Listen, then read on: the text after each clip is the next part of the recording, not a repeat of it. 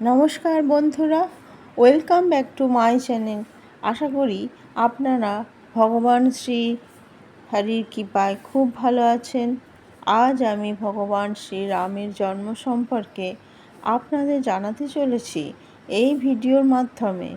ভগবান শ্রীরাম কোন যুগে, কবে, কোন তিথিতে এবং কোথায়, আর মাতা পিতার সম্পর্কে বৈদিক এবং বৈজ্ঞানিক প্রমাণসহ আপনাদের জানাচ্ছি।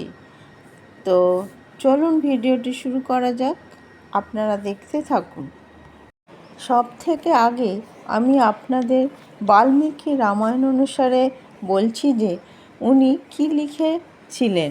শ্রীরামের জন্মতিথির ব্যাপারে উনি লিখেছিলেন যে চৈত্র মাসের নবমী তিথি পূর্ণবর্ষু নক্ষত্রতে 5 গ্রহের উচ্চস্থানে অবস্থিতিতে তথা কর্ক লগ্নতে চন্দ্রের সাথে বৃহস্পতির স্থিতি হওয়াতে ভগবান শ্রীরামের জন্ম হয়েছিল পৃথিবীতে।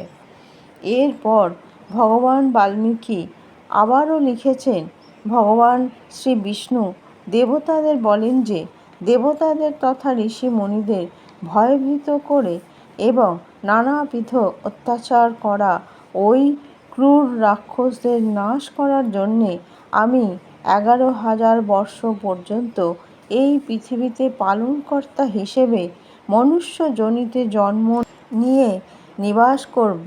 অর্থাৎ ভগবান শ্রীরাম জন্ম নিয়ে 11,000 বর্ষ পর্যন্ত পৃথিবীতে থাকবেন। এবার ভগবান শ্রীরামের জন্ম কোন যুগে হয়েছিল এই ব্যাপারে হিন্দু ধর্ম অথবা বৈদিক ধর্ম অথবা সনাতন ধর্মে বলে ওনার জন্ম ত্রেতা যুগে হয়েছিল। মানে শ্রীরামের জন্ম ত্রেতা যুগের অন্তে অর্থাৎ শেষে হয়েছিল। শ্রীরাম যুগাবতার রূপে অনেক নাম নিয়ে অবতরিত হয়েছিলেন পৃথিবীতে। শ্রীরামের জন্ম ত্রেতা যুগের শেষে হয়েছিল, সেই জন্যে বেদের অনুসারে ত্রেতা যুগ 12,96,000 বর্ষ পর্যন্ত ছিল। ত্রেতা যুগের শেষের সময় হয় 11,000 বর্ষ পর্যন্ত শ্রীরাম পৃথিবীতে ছিলেন। যেই মাত্র ভগবান শ্রীরাম দেহত্যাগ করেন সেই সময় থেকে দ্বাপর যুগ শুরু হয়েছিল। এই কারণে ত্রেতা যুগে যে 11,000 বর্ষ পর্যন্ত শ্রীরাম থেকেছিলেন পৃথিবীতে, যদি ওটার সাথে মেলানো হয় দ্বাপর যুগের সময়কালের সাথে, তাহলে দ্বাপর যুগের মোট সময় ছিল 8,64,000 বর্ষ। আর দ্বাপর যুগ শেষ হয়ে তারপর কলিযুগের শুরু হয়। তো কলিযুগ থেকে এখনো পর্যন্ত অর্থাৎ দ্বাপর যুগের শেষ থেকে এখন 5,100 বর্ষ পেরিয়ে গেছে। তাহলে এই সকল বর্ষকে যোগ করলে মোট হয় 8,64,000 বর্ষ। যোগ ভগবান শ্রীরাম পৃথিবীতে ছিলেন 11,000 বর্ষ, যোগ কলিযুগ পর্যন্ত 5,100 বর্ষ হয়েছে। অতএব এখন পর্যন্ত বেদের এবং পুরাণের জ্ঞান অনুসারে শ্রীরামের জন্ম হয়েছিল প্রায় 8,80,100 বর্ষ পূর্বে। এই কথা সত্য, তাই আমাদের মানা দরকার। এটাই প্রমাণিত বেদ আর পুরাণের দ্বারা অনুসারে।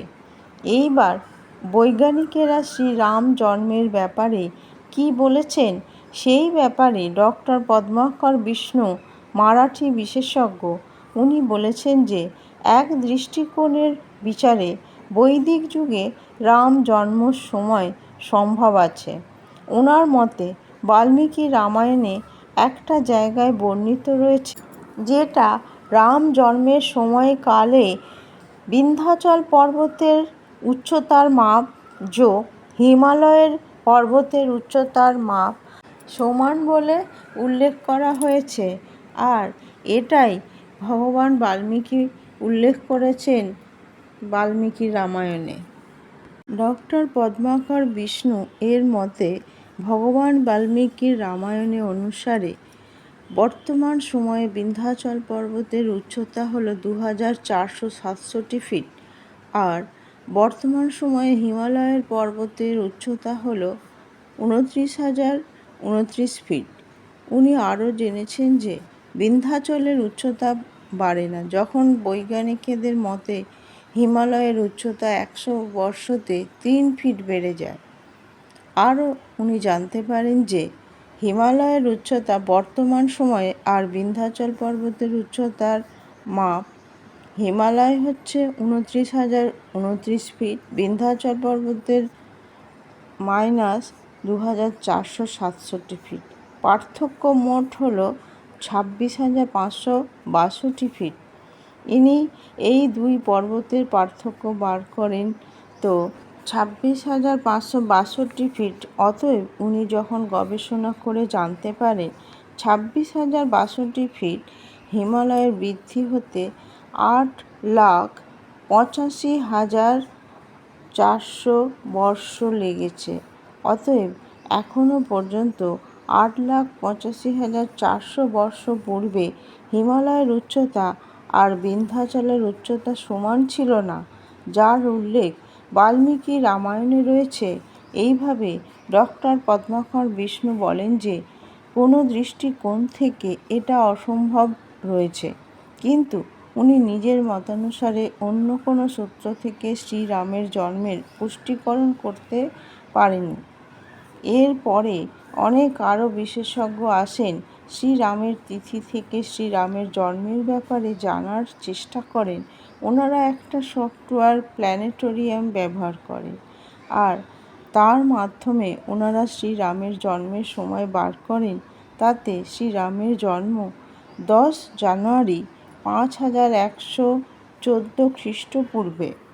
কিন্তু প্ল্যানেটোরিয়াম সফটওয়্যারের একটা সমস্যা রয়েছে যে 3000 আগের সত্যিকারের গ্রহের গণিত বলতে পারে না। বর্তমান সময়ে যে প্ল্যানেটোরিয়াম রয়েছে সেই অনুসারে আজ থেকে প্রায় 7114 বর্ষ পূর্বে শ্রীরামের জন্ম হয়েছিল। বন্ধুরা, শ্রীরামের জন্ম হয়েছিল অযোধ্যায়, যার পূর্ব নাম ছিল অবোধ। ওনার মাতা পিতা হলেন কৌশল্যা আর রাজা দশরথ। এছাড়া শ্রীরামের বিমাতা ছিলেন যথা কৈকেয়ী ও সুমিত্রা, এবং বৈমাত্রেয় ভাই ছিল ভরত, লক্ষ্মণ ও শত্রুঘ্ন। শ্রীরামের ধর্মপত্নী ছিলেন মা লক্ষ্মীর অবতার মাতা সীতা, এবং শ্রীরামের 2 দিব্যপুত্র সন্তান ছিল, যাদের নাম লব ও কুশ। তো বন্ধুরা, ভিডিওটি আজ এখানেই শেষ করলাম। ভিডিওটি কেমন লেগেছে অতি অবশ্যই কমেন্ট করে জানাবেন। ভিডিওটি ভালো লাগলে লাইক করে দেবেন এবং আমার এই চ্যানেলটিকে অতি অবশ্যই সাবস্ক্রাইব করে দেবেন। ভালো থাকবেন, সুস্থ থাকবেন। জয় শ্রীরাম, নমস্কার।